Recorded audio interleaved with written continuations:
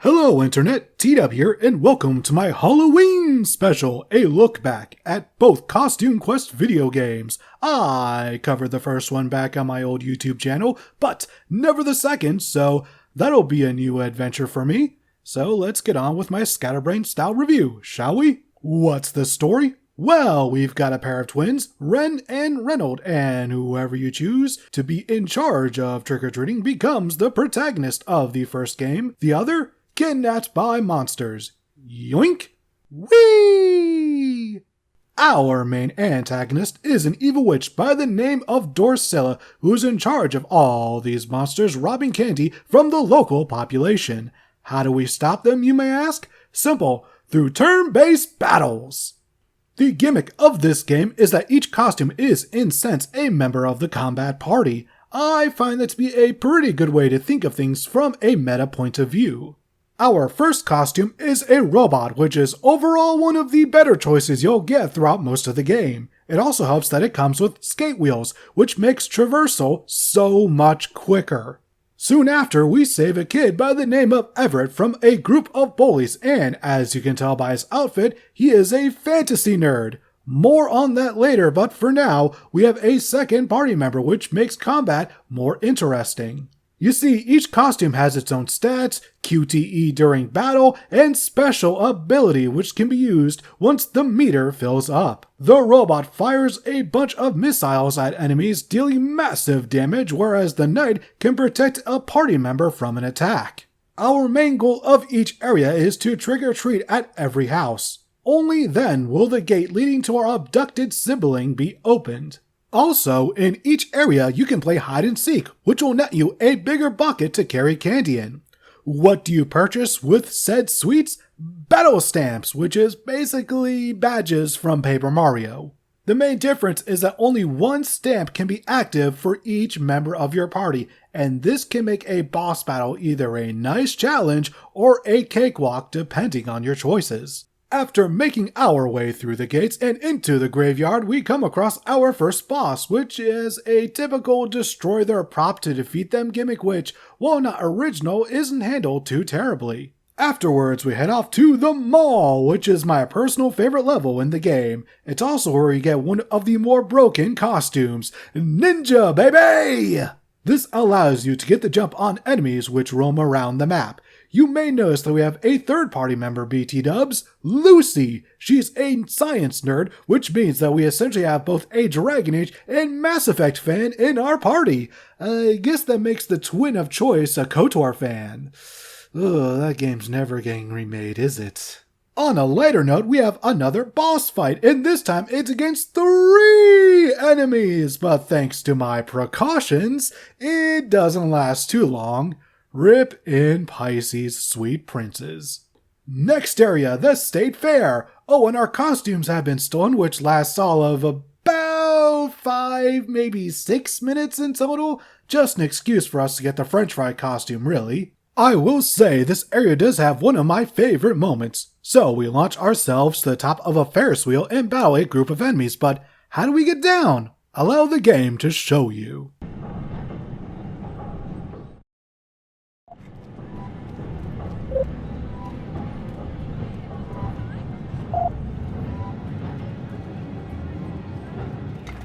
After going to all the homes, we must now navigate a maze which, if not for the ninja costume, would be infinitely less tolerable.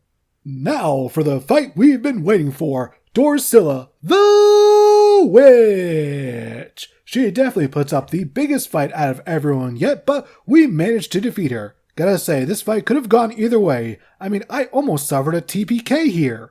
The same cannot be said for the true final boss, Big Bones. This dude wiped me out on several occasions. After numerous attempts, I found the right combo of costumes and stamps and stomped his ass into the ground.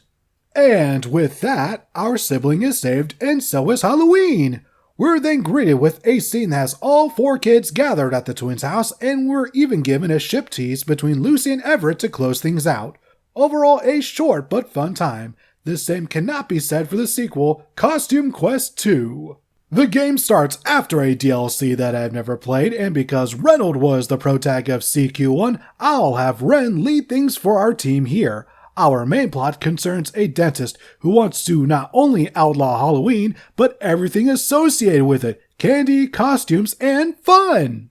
In order to stop him, we're contacted by Everett and Lucy from the future, who then send us back to the past, and it turns out that the series takes place in Louisiana because look at this place! You couldn't get more bootleg New Orleans if you tried. One thing you'll notice about the combat here is that every costume has the same QTE, which makes battles pretty uninteresting at the start, not helped by the fact that whichever twin you didn't select has a candy corn costume which does nothing but absorb damage.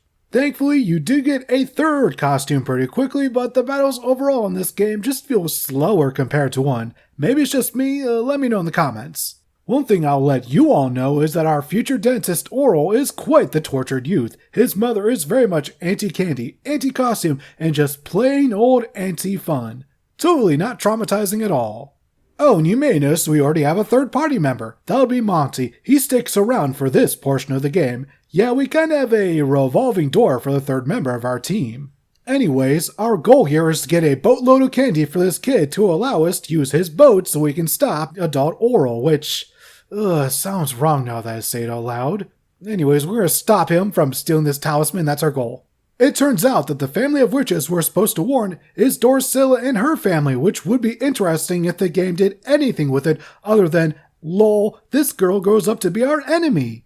Anyways, our plan goes about as well as one would expect, as Dr. White just yanks the talisman out of Dorsilla's hand, and now we're set for our first boss fight.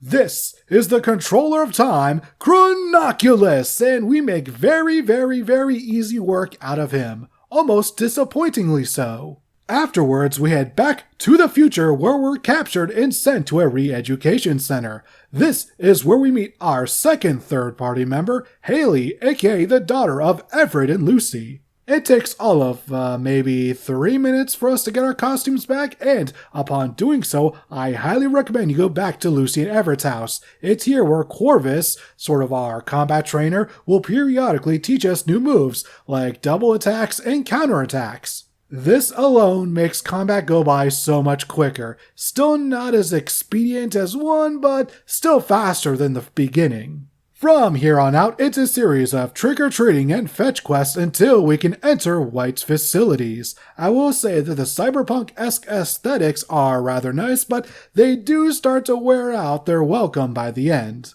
And yes, the future is basically where we spend the rest of the game, which is a tiny bit of a letdown considering the variety of locations in one. Anyways, after we rescue Lucy and Everett, Haley goes to join them, which means we're short one party member. Now who could that be? None other than Kid Oral himself, of course. I know most time-traveling stories usually have the characters avoid meeting their past selves, but in this case, it's time for the past to kick the future's ass! And that's basically what our final boss fight is. Ren, Reynolds, and Oral versus Dr. White in a mecha suit! This is yet another final boss fight that kicked my ass. After gaining 1 level and choosing the right costumes though, he was a walk in the park. Odd how that worked out. So, once again, Halloween is saved, and for this game, we get a fully interactive epilogue, which is a party in the present in the suburbs. And those were the 2 Costume Quest games. They're both relatively simple RPGs, but the second one definitely tried to add a few things here and there to spice things up, as most sequels do. I'll give Double Fine credit for not resting on their laurels, but at the same time, I personally prefer the first Costume Quest. It's not that much shorter, but I can't help but feel like the pacing is just quicker. I may as well end things off by going over some of my favorite costumes from both games, as it is the season. For Costume Quest 1, we of course have the ninja costume, or to detail why this one kicks all of the asses. Next is the astronaut costume, or as I refer to it, the spaceman. Got a rocket on his back and the universe is down for his rave attack. Yes, this is the second time I've referenced that song. Don't care, I'll probably do it again. As far as the second game goes, the superhero/superheroine costume is rather dope, especially its special attack of throwing a candy-filled bus at the enemies. I also love the hot dog costume, which turns you into a Cerberus, and it deals splash damage. That's rad as fuck, as is its special attack, which has the Pupperschnaps vomiting condiments at the enemies. And with all of that being said, that's the video, everyone. I hope you all had a great time watching, and have a fun and safe Halloween.